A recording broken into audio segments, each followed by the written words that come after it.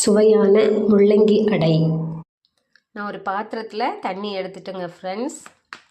2 tumbler மட்டும் எடுத்துட்டேன். ஏன்னா நம்ம ஏற்கனவே செஞ்சு வச்சுருக்கோம் இல்லைங்களா அடை மாவை, அதை தான் போட்டு கலந்துக்க போகிறேன். 200 கிராம் மட்டும் போடுறேன் நான். 200 கிராம் அடை மாவு மட்டும் போட்டு நம்ம நல்லா கலந்துக்கலாம்.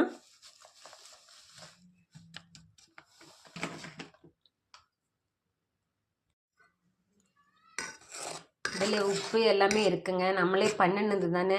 இந்த அடை மாவு ரெசிபி என்னோடய ஃப்ரெண்ட்ஸு கேட்டிருந்தீங்க. இந்த அடை மாவு ரெசிபி என் ஃப்ரெண்ட்ஸ் கேட்டிருந்தீங்க, நான் உங்களுக்கு ஷேர் பண்ணுறேன். இதுலேயே உப்பு எல்லாமே நம்ம போட்டிருக்கோம், எதையும் சேர்த்த வேண்டியது கிடையாது. மற்ற பொருள்கள் அந்த வெஜிடபிள்ஸோ கீரைகளோ அந்த மாதிரி மட்டும் நம்ம சேர்த்துட்டா போதுங்க. இதை கலக்கி ஒரு 10 நிமிஷம் நான் வச்சுருவேன். இது கூட என்னென்ன பொருளெல்லாம் ஆட் பண்ணணுமோ அது எல்லாத்தையும் ஆட் பண்ணிவிட்டு ஒரு 10 மினிட்ஸ் வச்சிட்டோம் அப்படின்னா அப்புறம் நம்ம அடை செய்துக்கலாம்.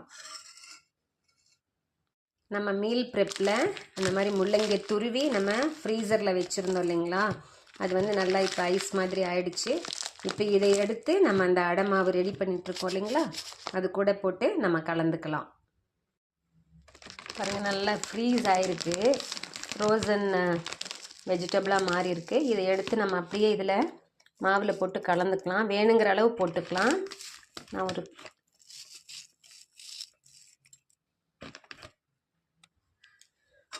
நான் இவ்வளோ முள்ளங்கி சேர்த்துட்டேங்க. இதை வந்து நல்லா நம்ம கலந்து கொடுத்துட்டா போதும்.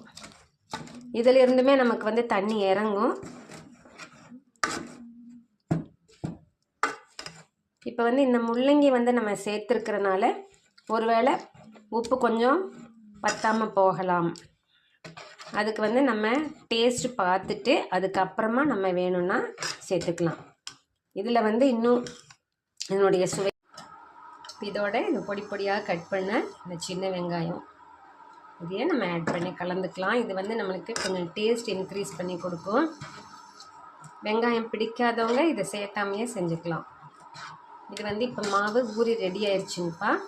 இது வந்து இனி நம்ம தோசை தவா சூடானது தோசை விட்டு எடுத்துக்க வேண்டியது தான். தேங்காய் எண்ணெய் நல்லா உறைஞ்சி போயிடுச்சு.